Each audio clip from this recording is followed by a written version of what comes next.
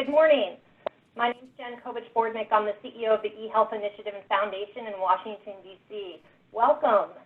eHealth Initiative convenes executives who are transforming healthcare through tech and innovation, and that's one of the great topics we're going to be talking about this morning.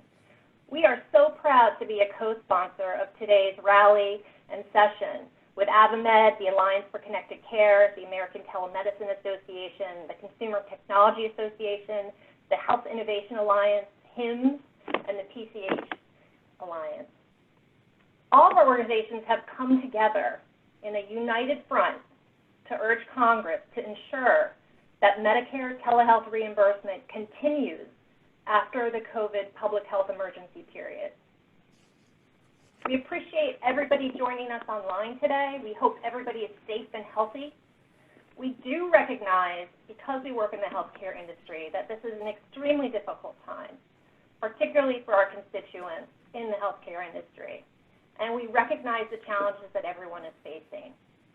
For those of you who are dealing with sick family members or simply trying to adapt to working and watching small children at the same time, we thank you for being here and taking time out this morning.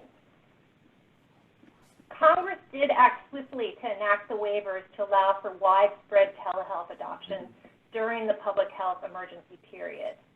And we have seen the positive impact of telehealth across the nation. I want to be clear that these waivers have allowed those for whom regular office visits are not always possible to access the systems during the pandemic. So what does that mean?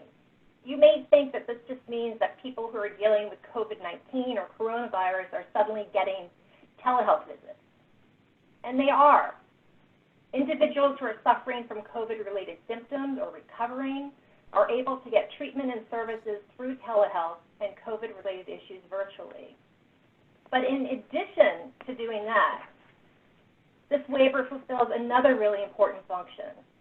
It's expanded access to thousands who are dealing with COVID-19, but also it's allowed individuals to manage their non-COVID-related treatments. People who need chemotherapy, cancer treatment, diabetes care, heart disease, mental health care. This waiver has provided access to millions of people who cannot get to the doctor's office because it's not safe, or because they're a single mother, or they have an essential job that doesn't allow them time off. It's helping those with health disparities, veterans, anyone who needs critical care that needs to happen. This is helping to keep United States citizens healthy.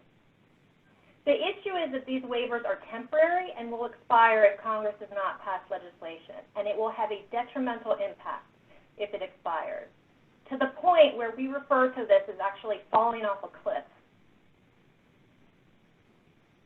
All of that access is at risk of disappearing unless we take action now. Which is why I'm so thrilled that we're joined this morning by leaders of the Congressional Caucus on Telehealth who do want to take action.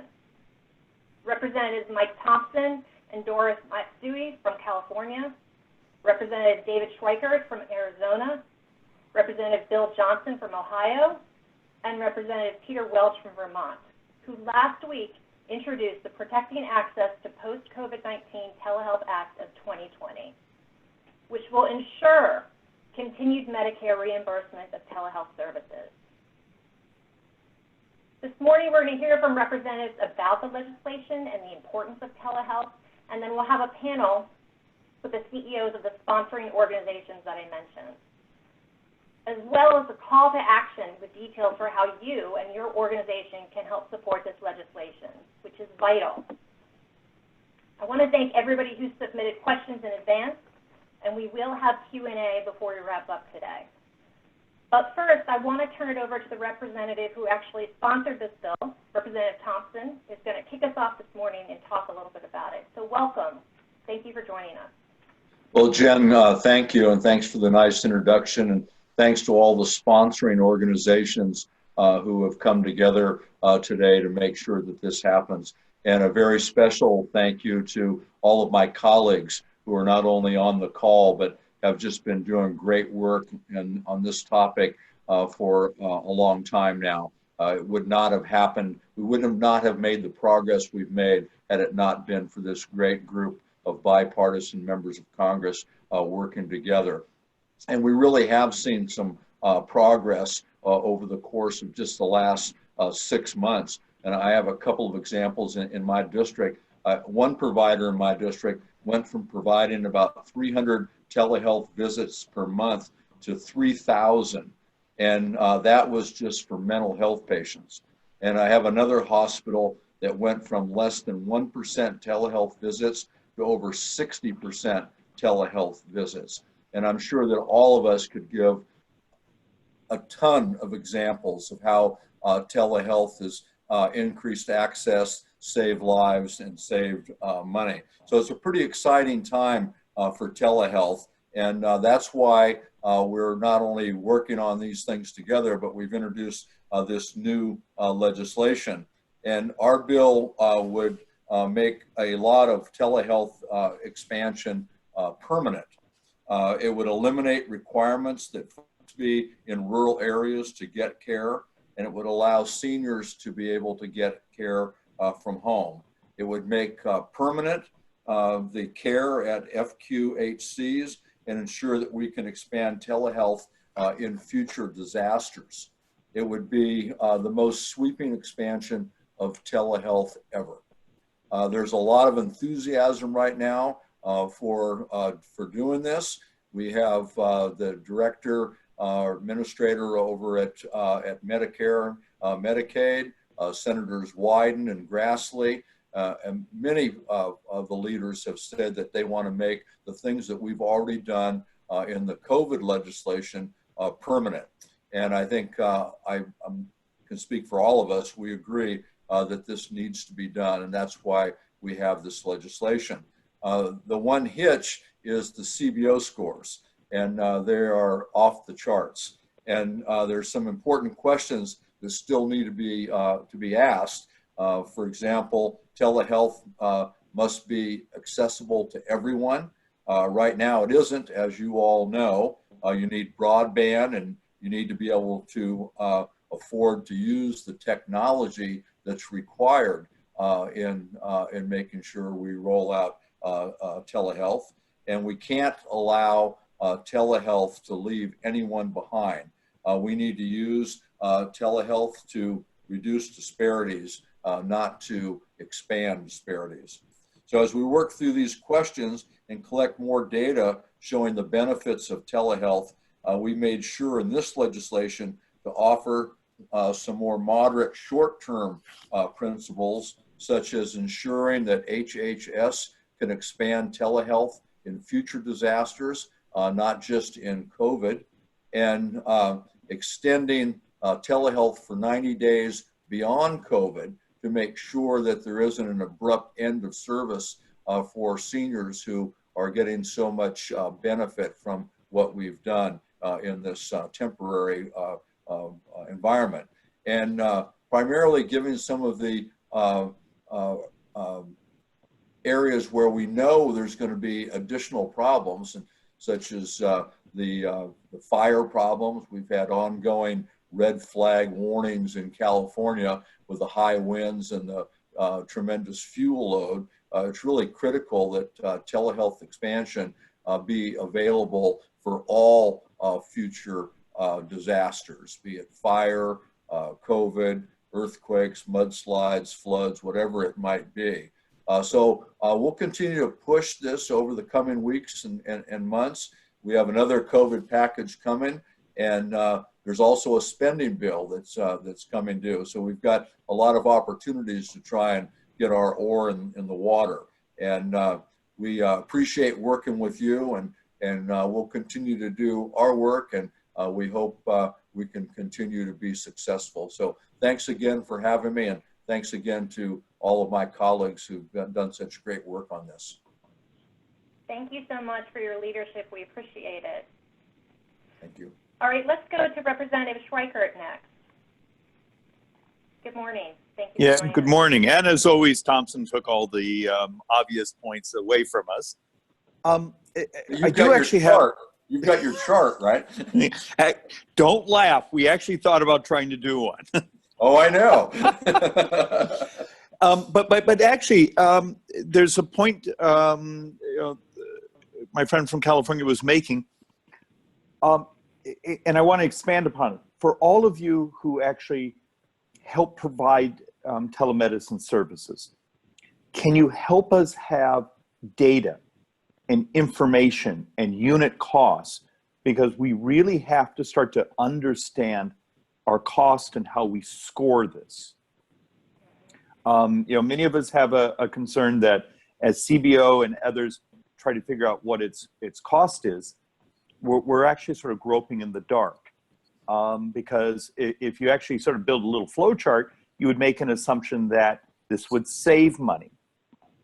When you actually add up an elderly individual who needs transportation services, the ability to move to and fro the doctor's office, can that service be provided through telemedicine? Well, what was the total cost of that visit? And so if you can help us build information in a model, and we also, by doing that, you can help us build the argument for permanency. And also, what does the next generation of telemedicine look like? Is it just the ability to make a phone call or have a FaceTime with a medical professional? Is it also the thing you wear in your wrist that's helping monitor your vital signs, that's being interpreted by a medical professional and an algorithm? And that's, so there's a brave new world here. And for all of you in the association, for my fellow members, there's a lot of folks in the healthcare delivery industry that this disruption is a bit of a threat to the business model. Help us sort of understand, are we doing the right thing? How do we make it cost effective? How do we make it compassionate and loving to help people that need it? And then we'll work on other solutions of how do we make sure that everyone in our society has accessibility. So this is more than us just telling you about our legislation we're working on. We now need feedback of how it's working during the pandemic so we can build what the future looks like. Great, thank you so much. And I know all of our organizations have lots of data about the positive impact that we would be delighted to share with you. So thank you, we will do that. Let's go next to Congressman Doris Matsui. Welcome.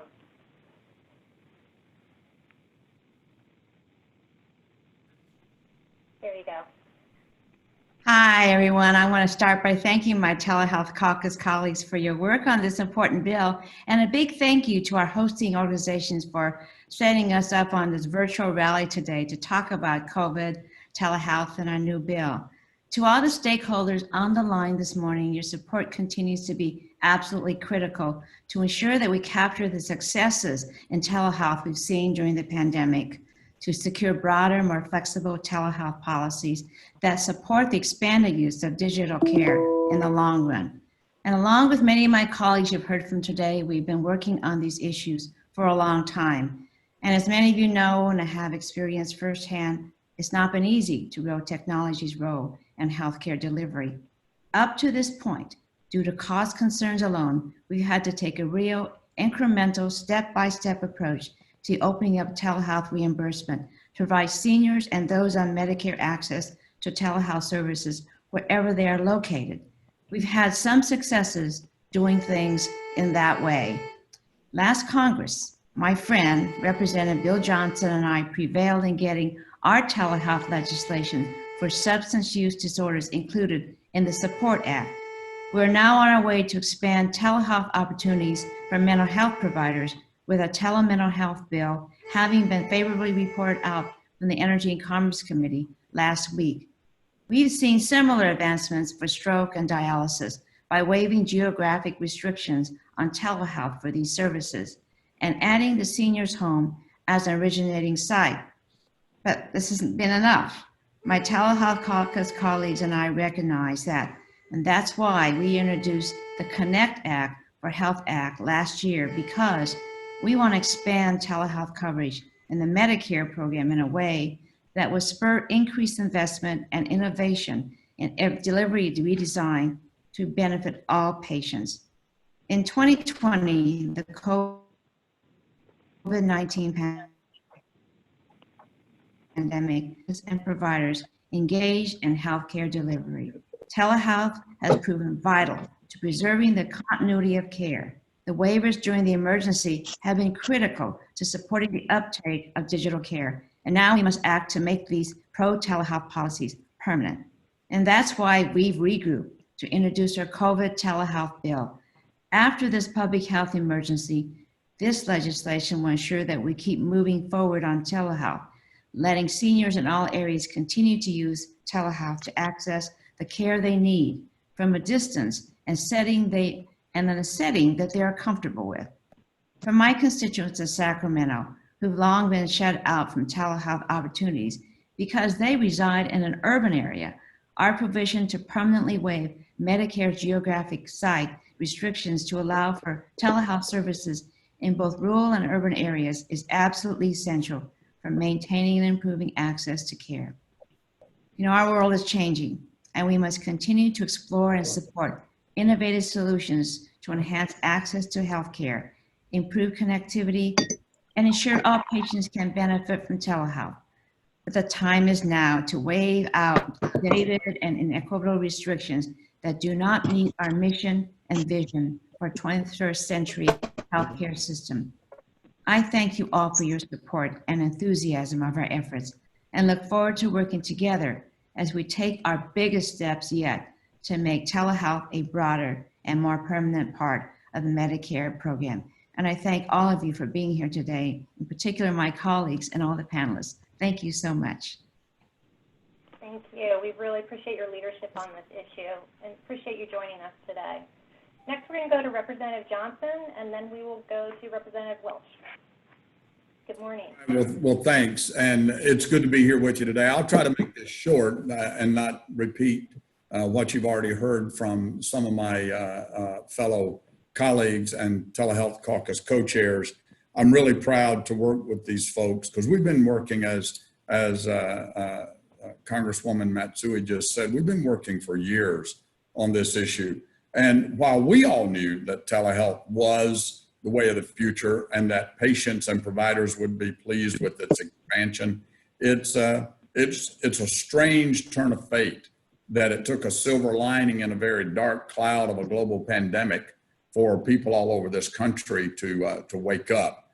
You know, by this point, we've all heard from patients and providers how extremely pleased they are with the temporary waivers that we all pushed on the Telehealth Caucus, the burdensome red tape and the restrictions that came down that enable them to get care at home without having to get out and get to a hospital. I want to give a perspective for you all from a district like mine, a very rural district, on why this hits so close to home.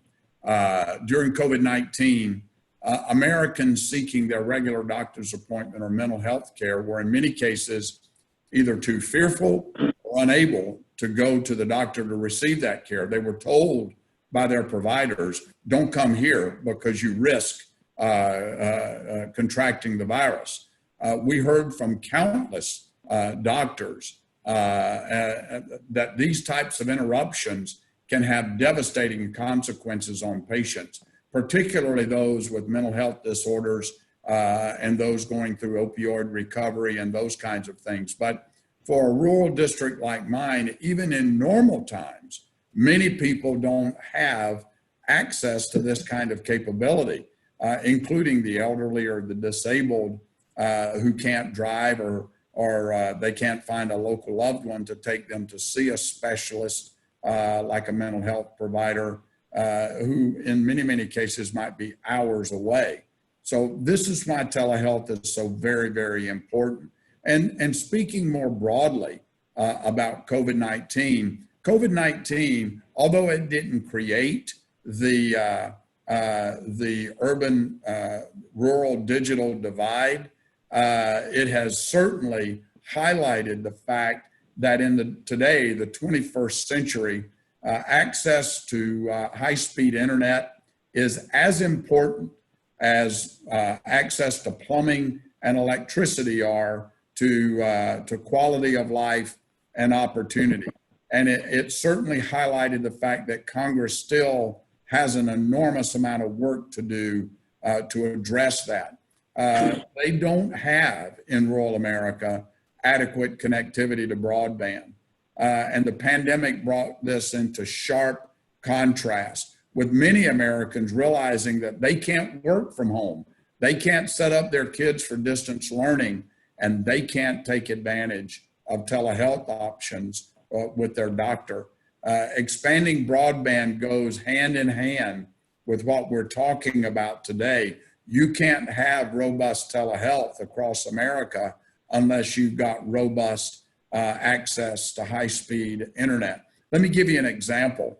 I had a provider contact me during the early stages of the pandemic. And he said, Bill, I got a real problem. He said, I have a fiber connection. My internet service provider has a fiber connection at the pole outside my driveway. But because of this pandemic, they will not come in and connect that fiber so I can have high-speed access to the internet. I am a cancer specialist. I'm an oncologist, and I treat some of the most vulnerable patients in the world. Patients that are undergoing chemotherapy are at tremendous high risk.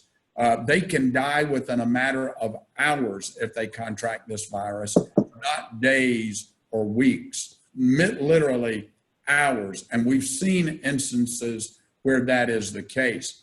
So I got on the telephone and I reached out to this internet service provider and I said, wait a minute, aren't you guys an essential business? Well, yes, we are. I said, aren't you going into hospitals and healthcare facilities maintaining that high-speed internet for those facilities? Well, yes, we are.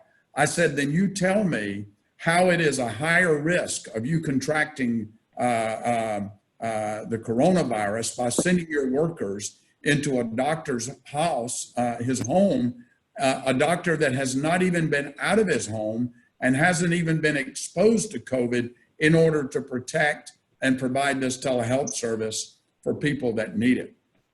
It is unbelievable to me. It took us over a month to convince that internet service provider that they had not only a responsibility, but they had the moral responsibility to go in as an essential business and connect up that doctor.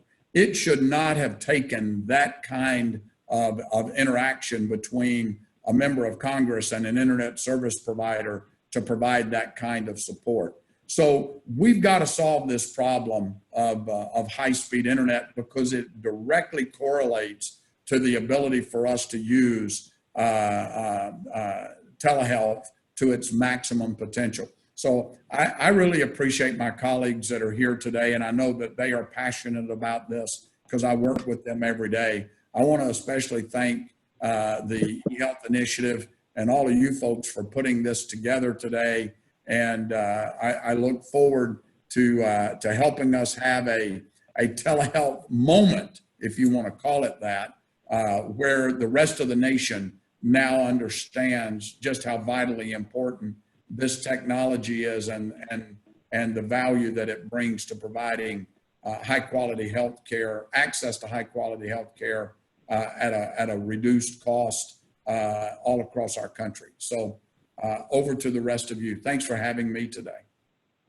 Congressman Johnson, thank you so much for your comments, and we really appreciate you shining a light on those health disparity issues and the issues with rural health. It's so important. And I know that my colleagues here today, Hal Wolf with HIMSS, and Mon Johnson with ACA, Krista Drobak with ACC, and Joel White with HIA. We've got lots of examples of how this is working in the field as well, and we would be delighted to support you however we can. So thank you. We appreciate your leadership on this. All right, now we're going to go to Representative Welch. Good morning. Thanks for joining us. Thank you. It's good to see you. It's good to see my colleagues, and it's good to be with a group of people that are all on the same page about doing something good and doing it as quickly as we can. Just a couple of points, because I really endorse all the comments that my colleagues have made. But one of the questions about telehealth, aside from the cost and the technology, was what's the quality of the interaction?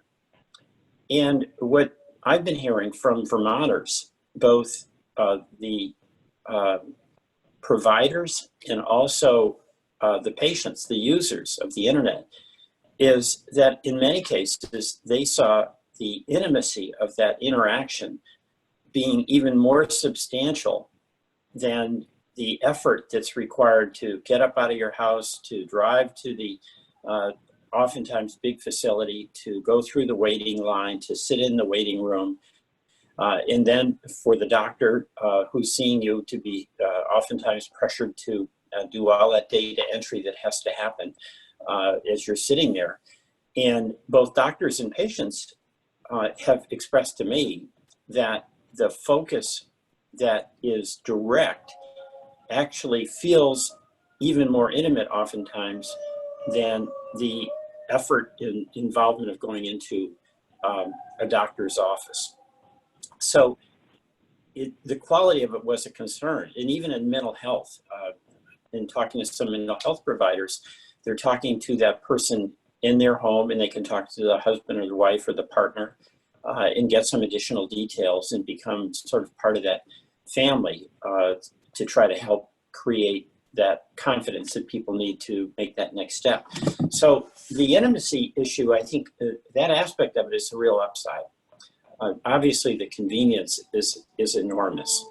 And the resistance, I think, had a lot to do with an expectation that it would be, quote, abused. And really, there's no legitimate, that's not a legitimate argument. It's a legitimate concern. But abuse can happen in any way that a service is provided. So the goal there is to make certain that we've got guardrails and we do it right and there's accountability. But the fact that it's convenient for the provider, really convenient for the patient, that there's an intimate interaction, that in many cases the appointments tend to start on time much more regularly than when you have an office visit. So that intimacy, I think, is something that we should keep reminding, has proven itself. Then the other point, I think Bill Johnson just really laid out why all of us who are for telehealth have to be for high-speed internet across the country. I mean, rural America is being left behind. COVID really showed that. If you don't have high-speed internet, it's not a question of can your kids do their homework. The question is, can they go to school? And they can't without high-speed internet. It's not a matter of whether you can do work after supper because we're all working hard. It's like, can you work at all? And you can't without high-speed internet. And now, of course, medical access requires high-speed internet. So I do think, and I know all of us on this call believe this, all my colleagues, we absolutely have to do now what Congress did in the 30s when it said that we are going to electrify all of America. Electricity is essential. And there wasn't an economic argument to bring electricity to a farm on a dirt road in Victory, Vermont. But there was a social case to be made. And the social case here is rural America has a lot to offer. It can't be left behind. And internet is as essential as electricity. So that's got to be part of our push. So thank you all very much. It's wonderful to be with my colleagues and to continue to participate with them in trying to get this telehealth expanded so access is improved all across America. Thank you. Thank you so much, Representative Welch. We're so delighted that all of you were able to join us this morning, and we appreciate your leadership. I think, as Congressman Johnson said, we think we're having a telehealth moment right now. So we want to support you as best we can in that effort. I do want to turn it over to my colleague, Ann Johnson, the CEO of the ATA, who's had such a leadership on this issue for years and just been an incredible supporter of your efforts. And Ann, I know you wanted to make some comments on the importance of the geographic restrictions around telehealth and what's happening. Thank you. Right. Thank you so much, Jen. And thank you, Representatives Thompson, Johnson, Welch, Schweikert, and Matsui for your bipartisan leadership advancing telehealth policies. Telehealth has been a major policy issue in recent months because the new flexibilities afforded by Congress and the administration ensured more Americans were able to receive needed health care using telehealth. And yet telehealth is not new. The five of you, these members of Congress, have been fighting for common sense telehealth policies at the federal level for years. So thank you for your leadership on this important issue. The American Telemedicine Association is proud to support this bipartisan House Telehealth Caucus and the recently introduced legislation. We're proud that the organizations here today have joined us in support. The ATA's vision is to ensure that people get care where and when they need it, while enabling clinicians to do more good for more people. We know telehealth can help transform our healthcare system by providing greater access to safe, appropriate, and cost-effective services. Today, I'm especially glad to talk about the importance of this point. The patient should access care when and where they need it. This means if a patient lives in an urban, rural, or suburban setting, they should have the choice of telehealth. For too long, federal statute has maintained that telehealth is only useful to patients in certain geographic areas. This is one of the biggest arbitrary barriers within 1834M of the Social Security Act, and it is something all our organizations believe should be fixed. This statutory restriction is not evidence-based. Instead, it is discriminatory in nature, allowing one population of Medicare beneficiaries to access a service while categorically excluding another. In fact, CMS has stated that urban beneficiaries experience barriers to care and that telehealth can help overcome these barriers for both urban and rural patients. As such, federal policy should not restrict the provision of care based on an arbitrary criterion like a patient's geographic location.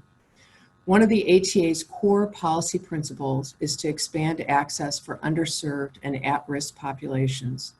To truly reach the patients who need care and to address the healthcare disparities that have been exacerbated during the current pandemic, we must ensure all patients have access to safe, quality care and that we do not create new disparities by limiting care based on a patient's location. The organizations on the call today recently achieved something extraordinary. 340 stakeholders were united in support of a specific set of policy priorities to ensure telehealth continues to be an option for Medicare beneficiaries post-pandemic. Removal of the geographic restrictions in the telehealth statute was one of those priorities, and I am proud to say it is one of the biggest policy priorities of the ATA.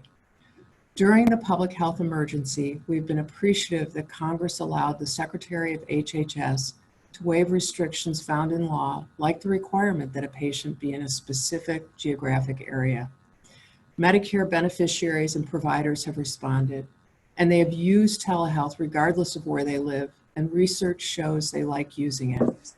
We cannot let patients go over the telehealth cliff when the public health emergency expires. We must act now to fix the geographic issue once and for all by removing it from the books. Telehealth Caucus, we thank you for taking the ATA's priorities into consideration as you drafted the legislation we are discussing today. We look forward to working with you to ensure passage of this important legislation going forward. Thank you. Thanks, Ann. Next, I'm going to turn it over to Joel White, who's the Executive Director of HIA. I think many of you know Joel and has been working hard on these issues on Capitol Hill. Joel. Thank you very much, and thanks to everyone on the call, and especially to the members of the Congressional Telehealth Caucus. I think this bipartisan bill is excellent, and hopefully we get it signed into law sooner rather than later, because I do think we're having our telehealth moment. I think since March, most of the country has been locked down, no surprise to anyone, but most people are staying at home except for some limited trips to grocery stores, pharmacies, etc. But really, for those who need care, those who have chronic illnesses, which is almost half the population, In Medicare, it's much more, many more people. Access could really have been severely restricted, and it could have put many more people at risk of worsening conditions had telemedicine not been there. And the other thing I think that's important to note is that if care at the home wasn't available via telehealth, many more people would be at risk of infection, or if they were infected, going to an office, a physician office, or to a hospital as an originating site for care to receive maybe routine care for their illness. They were risking infecting other people. And so it was really smart that CMS, through their regulatory authority, temporarily expanded access to telehealth services in the home, effective on March 6, 2020. And for the duration of the emergency, Medicare is making payment for Medicare telehealth services furnished to patients in the home setting. These visits are considered the same as in-person visits, and they're paid at the same rate as regular in-person visits. And that's a waiver of a long-standing restriction in fee-for-service Medicare. Almost 15 years ago, when I was on Capitol Hill working for the Ways and Means Committee, trying to figure out the restrictions around telehealth in the Medicare program and how we could expand access. This was one of the main ones. And so I think that CMS lifting this restriction temporarily was an important first step. But we really need this bill to add the home as an originating site for telehealth. And it would do that. It would start in January 1st, 2021. People could access the telehealth services in their home as an originating site. And that's really important in the middle of an infectious disease pandemic. But it's important even beyond that, because for folks with Parkinson's, mobility disorders, arthritis, MS, it's hard for them to get to the doctor. And so for routine care, for those visits that can be delivered in the home, it's pretty important. So why is it important? Fewer infections, fewer deaths. I think we'll see less cost through lower ER visits and hospitalizations. There's one study, 30% of ED visits for patients with common chronic conditions are preventable. So if we can prevent those 30% of those ER visits, we'd save maybe $8.3 billion in costs every year. Part of those visits to the ER because people lack access to primary care and testing. And so there's studies on this. Congressman Schweikert talked about the data that we need to collect. We're doing that. We can show that this is saving money and it's resulting in better access at the same time. So it's really important to do this. Employers do this. They provide coverage in the home. The VA does it. Medicare doesn't because of the law. And that's why we need to change it. We need to everyone to endorse the legislation, HR 7663. Contact your representative. We're circulating a letter to sign on. But now is the time. We're having our telehealth moment. Now is the time to make sure that we get this done. And just want to thank all the members on this call for being so proactive and so energetic and such advocates for trying to get this finally taken care of. Great. Thanks, Joel. Okay, Hal Wolf, the CEO of HIMSS. Welcome.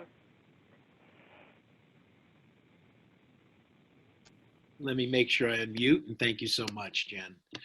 Good morning. I am Hal Wolf, President and CEO of the Healthcare Information and Management Systems Society, or HIMSS. First of all, I'd like to personally thank Representatives Thompson and the members of the Congressional Telehealth Caucus for their leadership championing telehealth issues and for introducing the Protecting Access to COVID-19 Telehealth Act of 2020. HIMSS, through our 80,000 plus members across the US and the world, is a global thought leader on a mission to reform the global health ecosystem through the power of information and technology. And our vision is to realize the full health potential of every human everywhere. As we look ahead to what's next in healthcare, solidifying the role of telehealth will play in healthcare delivery is critical. Telehealth can be a great equalizer in the access to many types of quality care for patients, regardless of where they're located. We often refer to this as geographic displacement, and as Ann noted earlier, this is both a rural and urban challenge. As the U.S. has grappled with the providing of healthcare services during the pandemic, telehealth's taken on new importance. And the congressional authorization in the CARES Act to permit rural health clinics and federally qualified health centers, RHCs and FQHCs, to furnish distant site telehealth services to Medicare beneficiaries during the COVID-19 public health emergency had an immediate and positive impact, providing invaluable tools and support for RHCs and FQHCs to safely treat their patients. That's why it's so critical that Section 3 to the Protecting Access to Post-COVID-19 Telehealth Act of 2020 would codify this important change, permanently making RHCs and FQHCs eligible as distant site providers to offer vital telehealth services to their patients, whether they're in our largest cities or our most rural communities. Lifting these archaic restrictions will have a profound impact on health and wellness for all communities, giving consumers who face obstacles to clinic visits a way to access care despite bus routes, unforgiving work schedules, family accountabilities, and other challenges. Now look, we've all known that underserved communities have consistently lacked reliable access to critical primary care services. And that lack of access has been magnified and laid bare as our nation has tried to contain the spread of COVID-19. RHCs and FQHCs share a patient population that often have faced significant challenges in accessing care. Whether it's a 2-hour drive across the desert or sitting buses stalled in city traffic, alleviating just one of these burdens from the lives of patients can significantly increase their chances that they will receive the care they need. We must remember that a 20-minute visit for a patient can be, from a clinician point of view, can be an all-day affair for an individual, from a patient, and often family members that need to accompany them. And it's been remarkable to see how COVID-19 telehealth flexibility has led to a transformational opportunity for the underserved. Now, Unity Health is a 2-time HIMSS Davies Award recipient, which celebrates innovation leaders in digital health. It's an FQHC in Washington, D.C., operating in the shadow of the U.S. Capitol, with a patient population that is largely African American and Hispanic, low income, and about 10% homeless. By mid-March, without telehealth available, total visits dropped to 1/3 of the normal rate. However, when COVID-19 telehealth waivers went into effect, Unity Health was able to rapidly scale, going from 0 telehealth visits to 800 daily within 30 days, and is now seeing nearly 1,000 patients per day via telehealth. Similarly, WellSpan, a large integrated healthcare system in central Pennsylvania, was able to scale up from 223 remote visits during the first week of March to over 20,000 weekly visits in April, including video, phone, and e-visits. No longer is access to the best specialists limited to those who can pay a premium, living in high rises in cities, or able to jet from country to country to seek the best care. The embrace of mobile technology also means that rural and low-income patients are no longer automatically included. And this is on top of the high-speed internet. But the access to mobile technology is critical. 71% of US adults earning less than $30,000 per year own a smartphone. And in 2017, survey of homeless Americans showed that even 93.6% owned a cell phone of some type, and 58% owned a smartphone. CMS Administrator Verma recently noted that 1/4 to 1/3 of Medicare beneficiaries, equally across all age and ethnic groups, receive telehealth services during COVID-19. And we must allow health centers and providers to meet their patients where they already are. The sad truth is that physicians, especially primary care physicians, are not being produced at a fast enough rate to keep up with the growing demand inside the United States. In the US, the recent Association of Medical Colleges Studies predicted that we have a physician shortage of anywhere from 46,000 to 122,000 by the year 2032. This fundamentally puts in jeopardy our classic encounter paradigm.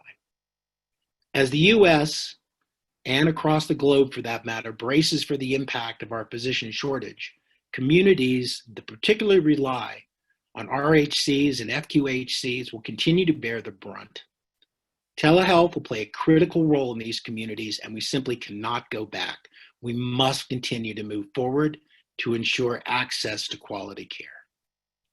Regarding the PHE telehealth waiver, the last great policy change this bill would accomplish is making permanent the secretarial authority to waive and modify applications of telehealth requirements during any future emergency period declared by the president or the HHS secretary, while sunsetting those waivers 90 days after the end of the emergency, thus giving providers relief from the sudden loss of any services.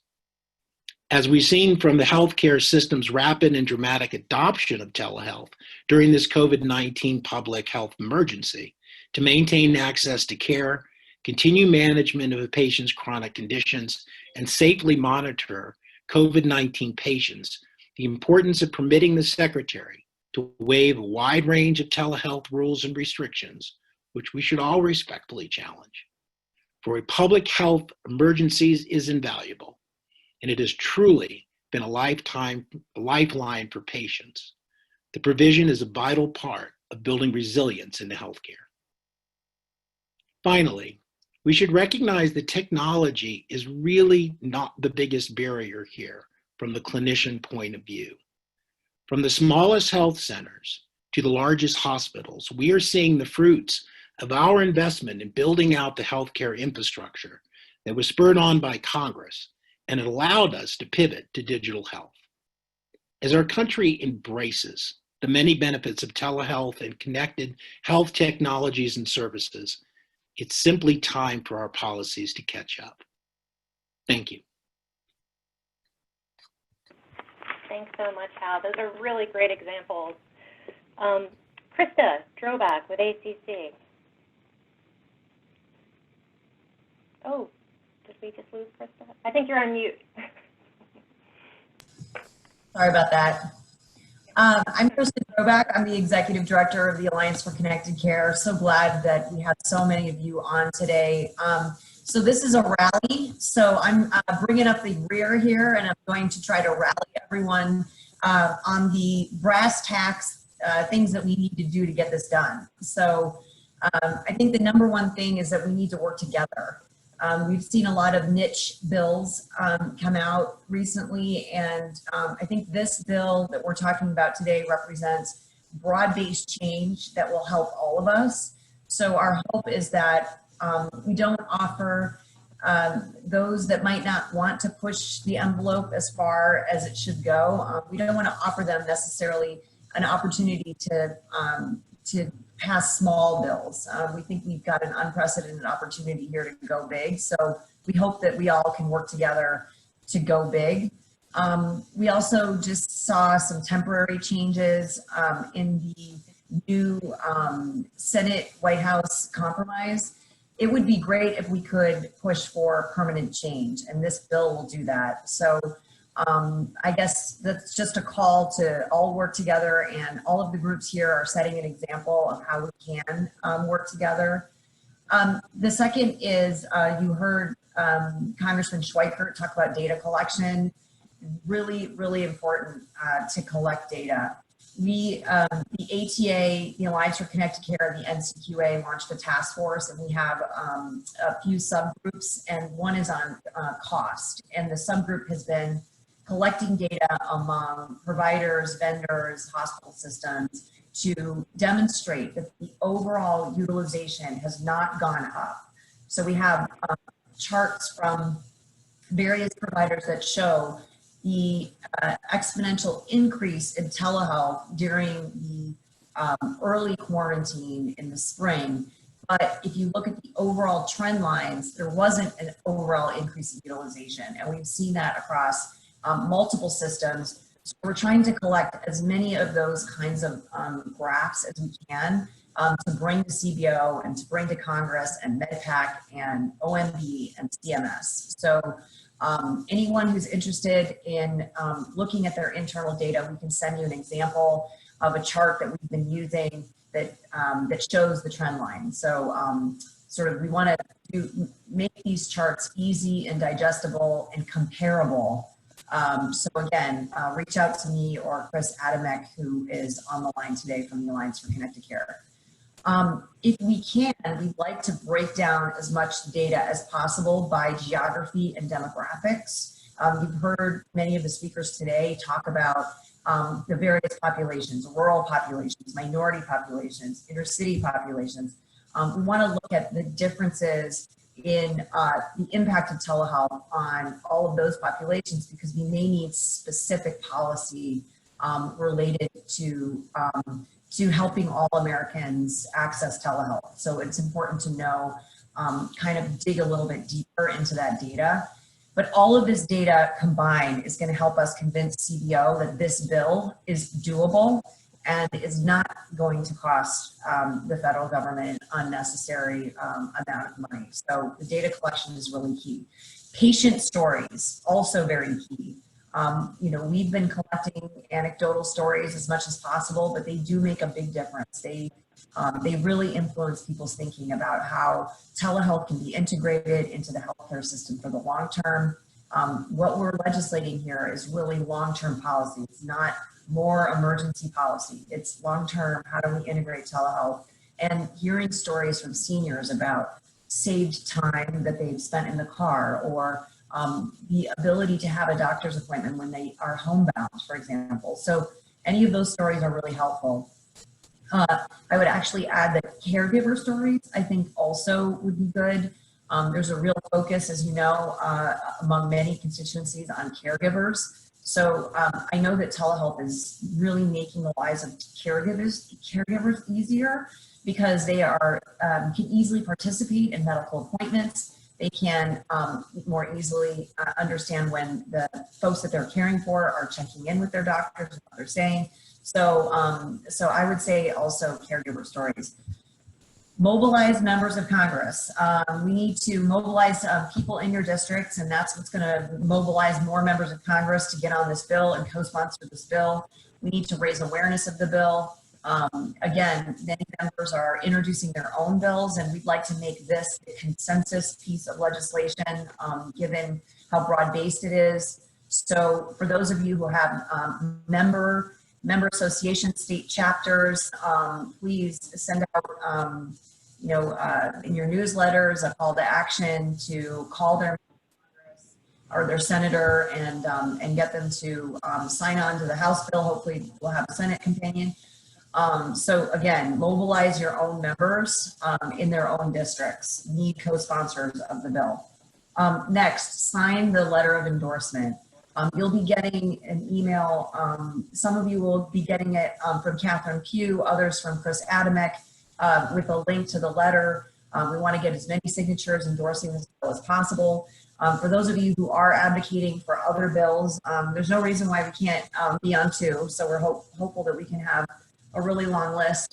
You know, this group that's on this call today organized the letter that went to Congress with 340 stakeholders, and this bill is in part a result of that. So sign-on letters really do work, and we'll hope that you'll consider signing on. And then we're also having a town hall meeting for the task force that I just mentioned earlier with ATA and NCQA. It would be great if you could participate in the town hall.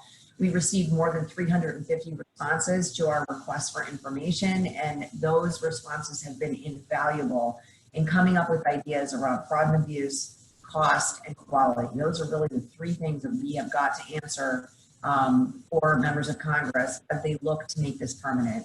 You know, I've heard, and I'll just wrap up by saying, throughout this time period. I've heard variations of you can't put the toothpaste back in the tube or the genie back in the bottle, or on and on. I've heard those metaphors. But honestly, we've got to show answers for fraud and abuse, cost and quality, because it isn't just a political issue, and it isn't just members of Congress not wanting to take a benefit away from seniors. It is about how we're preserving and using taxpayer dollars well, and avoiding fraud and abuse. So this is going to be not an easy task, and we got to all work together and collect the data and evidence. So I'll turn it back over to Jen. Thank you.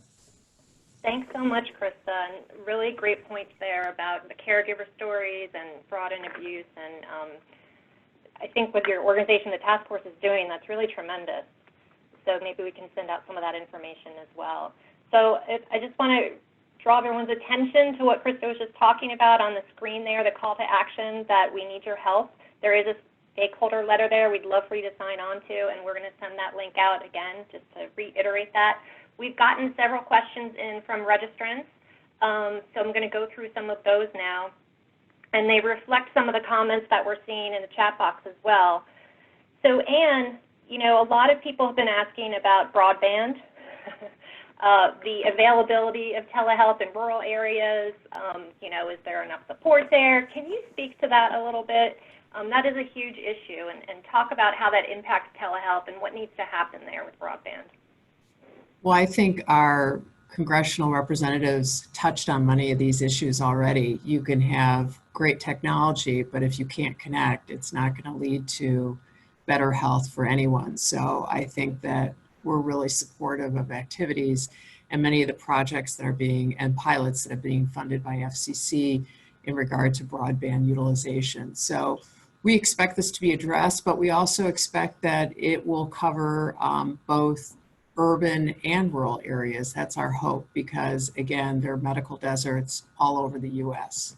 So very supportive of these measures. And I love the notion that having access to internet is almost a social good.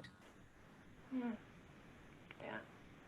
that's a great point. Hal, do you want to comment on that, given your comments on health disparities and how broadband impacts those populations as well?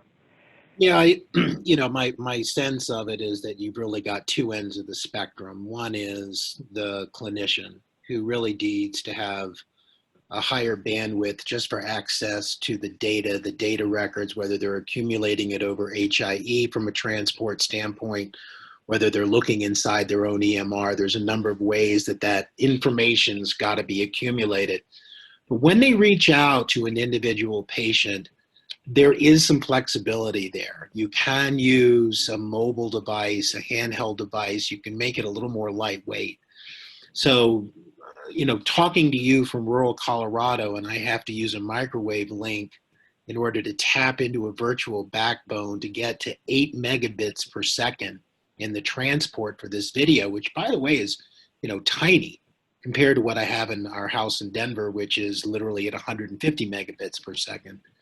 The reality is I can do a lot over my phone. I can do a lot through a mobile device. So I just think that we don't need to look at so much as an inhibitor. It's an opportunity with broadband itself. But what we can do over mobile devices can be extremely beneficial in the use of telehealth. And this is extraordinarily important. I noted in there about the number of homeless that actually carry mobile devices as well. The cost of entry is relatively low, but the access is worth its weight in gold. And we shouldn't let what is a very important initiative, and I thought he nailed it when Representative Welch was talking about the parallel of the electrification of the United States in the 1930s to the broadband outreach. And by the way, I can't get my broadband provider who's a quarter mile down the road to come up to my house, so which is why I have to use this archaic system. So that's the main point I was trying to get across.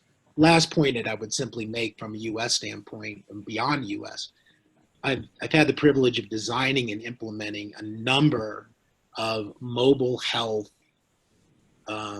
platforms that are extraordinarily lightweight. And so we just need to think outside the box in the United States. we can get capabilities in every single citizen's hands and individual's hands as quickly as possible. Jen, could I add something? Yeah, please. Today, Representative Abigail Spamberger, Democrat from Virginia, and Dusty Johnson, a Republican from South Dakota, are introducing or releasing a letter calling on the FCC to provide greater certainty and support for healthcare providers in telehealth. And they also are introducing legislation that will add another $200 million to the FCC fund that was created in one of the stimulus bills. So as you know, that $200 million is already gone. So they want to add another $200 million that will help people with the broadband access piece of this. So just encourage folks to take a look at that bill. Yeah, and Krista, if I may, your point is spot on, right? You got to start with the provider first and foremost, and then whatever we can extend beyond that into individual homes is a huge benefit. Joel, do you want to comment on that? Because there has been a lot of legislation around broadband, and if you could just comment on kind of the limits of that and how far that's gone. Well, I think that, there was some mention about how this is really like a rural electricity program, and getting people linked up is more about a necessity in an information economy. I'd note that the HEROES Act that passed the House, part of that package included several $1 billion for additional broadband funding, and there's some effort in the appropriations bill process, the regular funding process of the government, to provide tens of billions of dollars in broadband funding. And so I think that, if telehealth we're having a telehealth moment, I think we're having a broadband moment at the same time. And I think you can't have one work well without the other, and they go hand in glove. And so we've long supported enhanced funding. I think if we can get 100% coverage in the country for wireless high-speed broadband or connected broadband, that would be a massive step forward. It will benefit not just schools and connectivity in that regard. It will greatly help healthcare and ensuring our providers are connecting with patients in their homes. I think that'll be ultimately a part of the package in the COVID package. There'll be funding, and I also think at the end of the year, regular appropriations funding of the government in September, there'll be a provision in there providing some additional funds as well. So broadband is clearly one of the biggest challenges in terms of adopting, widespread virtual care. We also heard a lot initially about there being pushback potentially from providers about virtual care. Krista, I was hoping you could comment on this a little bit, because you talked about this in your caregiver stories and actually kind of the positive impact that's happened with virtual care. Could you talk a little bit about the challenge of provider adoption and actually how well providers have adopted some of this telehealth technology? Yeah, just like the stories that you heard from others, the members of the Alliance for Connected Care have seen just unbelievable growth. I mean, Intermountain Health was doing 100 visits a week in January. Now they're at 50,000. I mean, I could go on and on. That story is replicated everywhere. Now that some states have been reopening, we're seeing more of a mix of telehealth and in-person visits. And again, I think there hasn't been necessarily an increase in utilization. It's just the mix of virtual and in-person that is changing. Things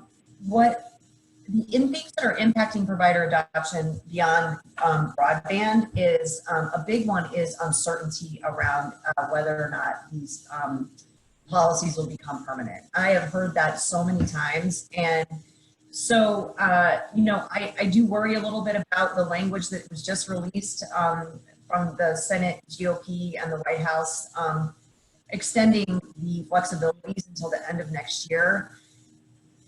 I understand that, the desire to do that, but I worry for a couple of reasons. One is it just extends that uncertainty. If you're a provider office, why are you going to invest in changing the workflow, educating your patients on the value of telehealth and how, how they can have telehealth through your office, doing all that work, not knowing if this is going to end in the end of 2021. So I urge all of us to be hesitant and skeptical of temporary measures. I do believe provider adoption will increase if we make this permanent. I want to say one other thing. It's not just providers that are stymied by the temporary nature of all of this. The state of Virginia is writing a plan for telehealth for the state. What are they going to pursue as a state? And the publication of that report is being held up by whether or not the federal government is going to act on making this permanent, because that changes the state strategy completely. So I would say stakeholders across the spectrum, providers, patients, state actors, Medicaid programs, everybody is uncertain about what the future is and can't really plan for how we're going to be a healthcare system that integrates virtual in a post-COVID world without some certainty. So that's why this bill is so critical. Great. Anne, do you want to comment a little bit more, just to piggyback on what Krista was talking about, how the uncertainty is really impacting the industry and what you're seeing and hearing from providers and folks? Well, I think that what's been interesting in the data is that pre-COVID, we had a very flat use of telehealth, and then of course it spiked exponentially. What we're seeing now is past the spike, we're seeing a drop in telehealth usage, but it is not going back to where it was pre-pandemic. So there's still a significant amount of business that is being done virtually. And notwithstanding the uncertainty, I think we're seeing a lot of positives. For example, and it was noted by one of our attendees that no-show rates, for example, for many appointments has gone down. And that, in fact, we're seeing that there's a significant uptake in the use of mental health services because, again, appreciating pre-pandemic, there were insufficient resources or clinicians to address that population's need. And of course, the need is growing with the pandemic. So I think that notwithstanding some of the uncertainty, we're seeing people move ahead and just seizing the moment, if you will, and really working to provide and meet patients where they are, which is really what has happened a lot with this situation. And I find that very encouraging. Like others on the call, we have a diversity of membership and seeing widespread use of both synchronous as well as asynchronous modalities. And then, of course, remote monitoring has really taken off during the pandemic. So all around, lots of probably uncertainty, but lots of real innovation and call to action on the part of providers at the front line and consumers jumping in. And I'm going to give you a second to just explain the difference between synchronous and asynchronous modalities for those who don't know. So we are doing synchronous right now with this teleconference. And then people who are submitting questions to us on chat are asynchronous. So I think if you think of text messaging, for example, that is an asynchronous form of communication. And again, what we saw with the pandemic is that asynchronous really enabled delivery systems to respond to an overwhelming number of inquiries coming in from people who were frightened, who were alone, who didn't have an idea of what to do. And asynchronous services really rose to the challenge. Great. Jill, I want to go back to something you were talking about earlier about allowing the home to be a Medicare telehealth originating site. Can you talk a little bit about what that means and what do you think the likelihood is of that happening, being allowed? Sure. So the statute specifically says that Medicare will not pay for services that aren't furnished at an originating site. And an originating site does not include the beneficiary's home. So what the legislation does is it says the home can be an originating site for reimbursement for services furnished via telehealth. So it basically opens up the home as a site of care, which makes sense. We have the technology. We hopefully will have 100% broadband coverage and the ability to deliver that care directly into the patient's home. It's one of the things that's really been missing for a very long time in the Medicare program. We know that employers do this. The typical example is a parent with a child wakes up in the middle of the night, doesn't know whether the child needs emergency care or maybe just has a bit of a tummy ache. The ability to access a pediatrician right then and there might save a trip to the urgent care center or the emergency room, which we know is far more costly. In the Medicare side of the equation, what we know is there are multiple examples from many institutions around the country where older people have foregone routine chronic illness care because they felt concerned about being infected at an originating site, whether that was a physician office or a hospital. Now, the flexibility that CMS provided meant that if the senior knew about the availability of that care, they got it in the home.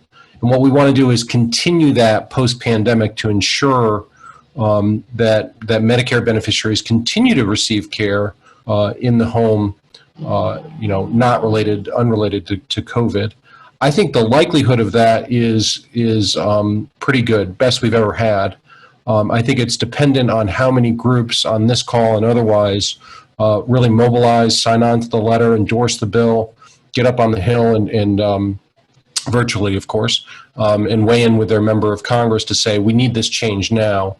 It's just so backwards the way we do it in Medicare. It makes zero sense. It's probably hurting health, and it's definitely driving up costs by preventing people from getting the care they need on a routine basis and sending them into much higher, more expensive settings. So I'm optimistic, but I'm generally a glass half full kind of guy anyway. So, but I think everyone on this call, please endorse the bill, sign on to the stakeholder letter, get in touch with your member of Congress, and tell them what we need these changes.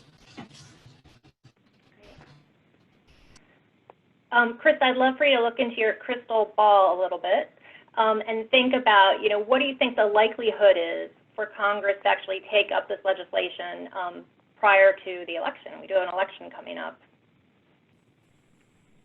Jen, that was for me. Yeah. I operate in a world with a Kristen, Crystal. So when someone says this, I'm never sure. No pun intended with crystal ball, but.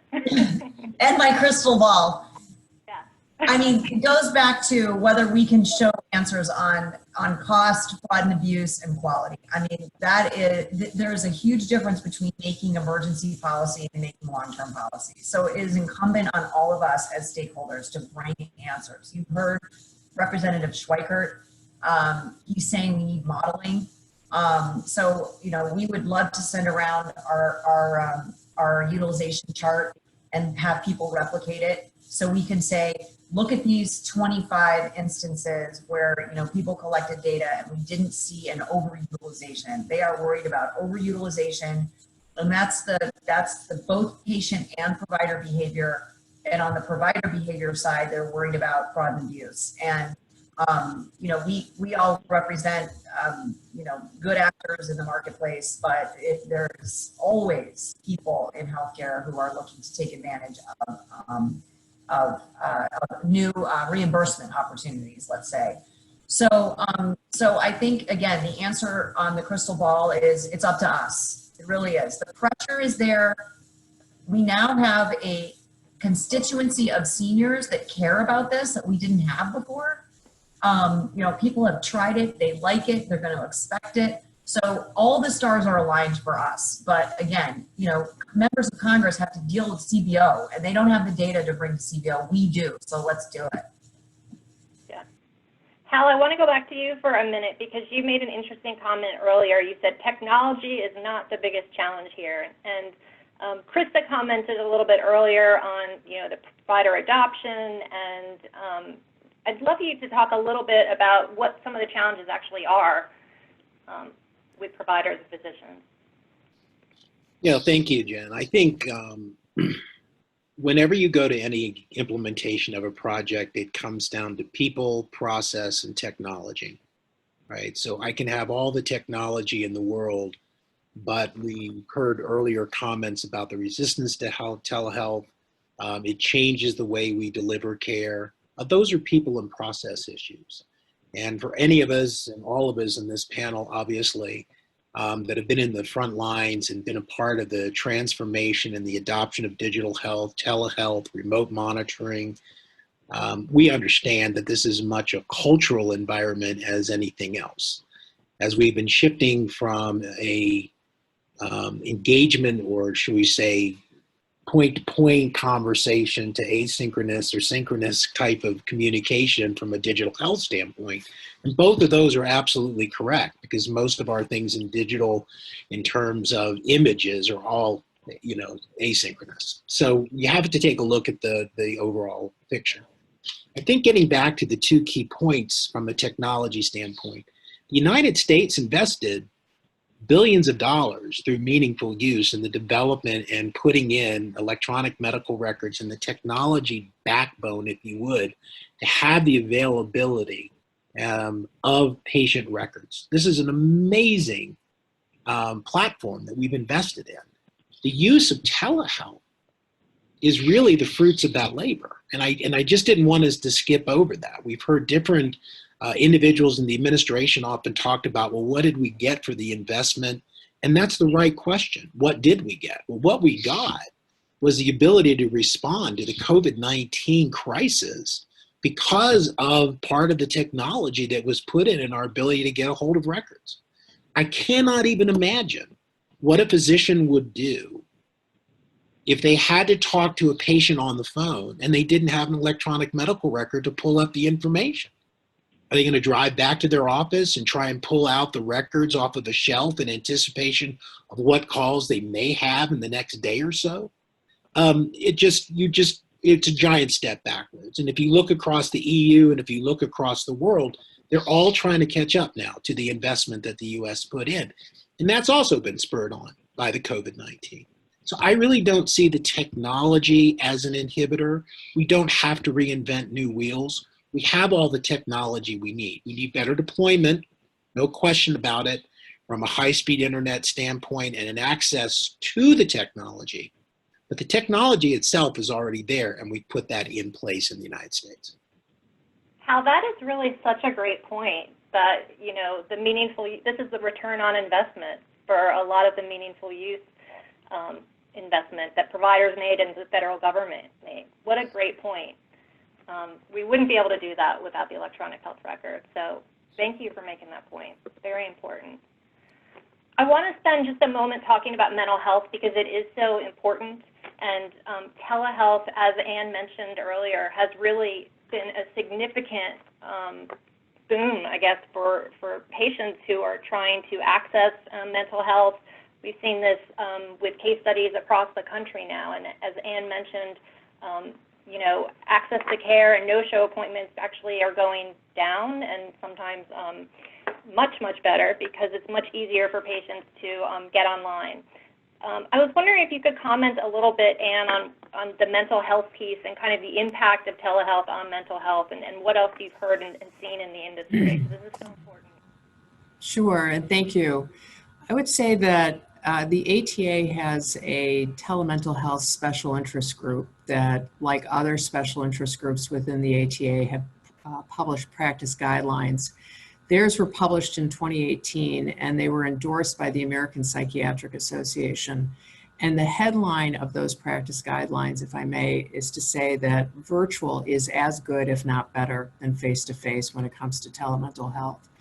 And so I think that what we've really pushed for, along with many of our colleagues here on the call, is the notion of advocating around making sure that telemental health services are more broadly available through communities, through schools, to really ensure that they are broad and widespread. And the reason being is because there is a significant shortage of clinicians. So I think the impact that we've seen with the pandemic has been to underscore the importance and the ease of it. There is, as noted previously, the ability to interact with your clinician using audio video and not going to an office often removes stigma for a lot of folks. So I just think there are just enormous benefits that we're just beginning to surface. So. Well, we've got a few minutes here, so I'd love to give every panelist just an opportunity to make a few closing comments here. Perhaps, you know, what are your thoughts in terms of where this legislation goes and the future impact of telehealth right now? Joel, I would love to start with you because you're such an expert in this area. Oh, wait, you're on mute. There you go. Unforced error there, huh? Get back to baseball. Just Jen, thank you, and to everyone. This group has come together really to, in a quick way, to make sure that we have this legislation so that we can rally around it, so that we can get this done.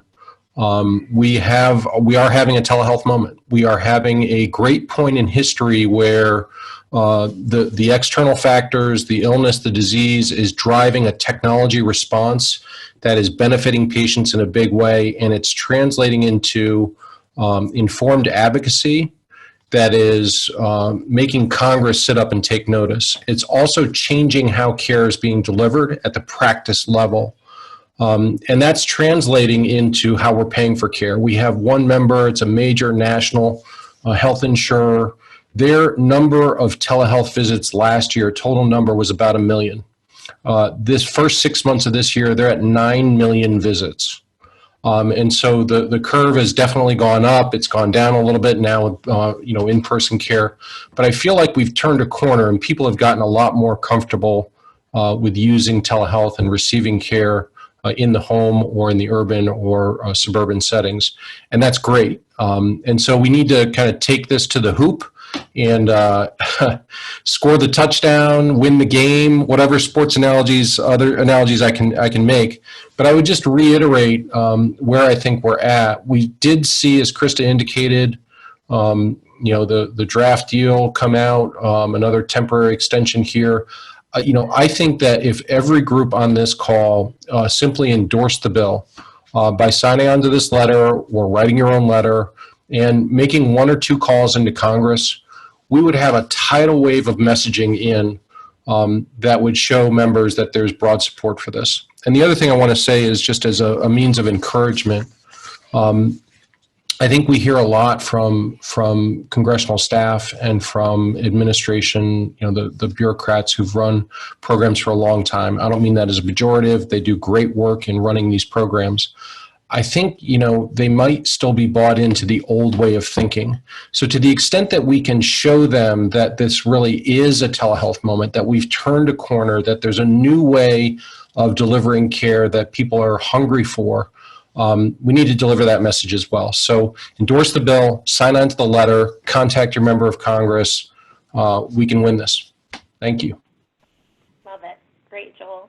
Hal, I think all the sports metaphors are taken, but any comments, closing comments there? I'm definitely going to skip the sports metaphor, and we're not doing many of them right now anyway. Listen, from the perspective of the FQHCs and the RHCs, we have a significant challenge, even if COVID-19 did not come around, on access to quality physicians and clinician care. This is just very fundamental.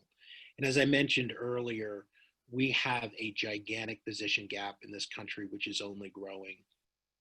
The use of telehealth and digital health as a means of access and extending quality to all individuals is absolutely imperative. And this bill does represent our telehealth moment. It drives the value, it's a return on investment, and it's an imperative for equality. So I just cannot ask everyone to do anything more than what Joel did in a perfect layup. I had to put that in there for you, Joel. A perfect layup in the summary of what we need to do collectively to get this to get this bill passed. Great. Thank you. Krista, you can try to top that, but I do think they're all taken now. No, I'm not going to try to top it. I'm just going to say Washington operates often on conventional wisdom. Things that people believe are conventional wisdom seem to happen. So let's make it conventional wisdom that this bill is the consensus bill and that will be the one that passes. Great. Thanks, Krista. And Ann, we're going to end with you. You started us off at the top, our leader of the ATA and leader of this movement for many years. Any closing comments?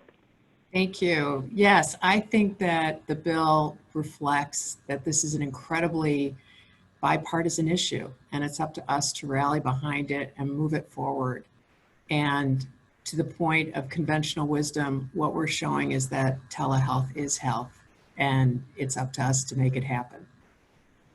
I love that. And this is our moment, I think. And I do want to thank the one thing I think all these 5 groups working together has been tremendous today on the call. And I appreciate everybody getting involved and engaged, and all the organizations listed there, all the logos there. We need your support. Thank you for joining us today. This is our moment, so please step up and sign the stakeholder letter. And we appreciate you joining us today. And thanks to all of our wonderful panelists and the Congressman. Thank you. Thank you, Jen, for moderating. It's great. Have a great day, everybody. Thank you. Thanks.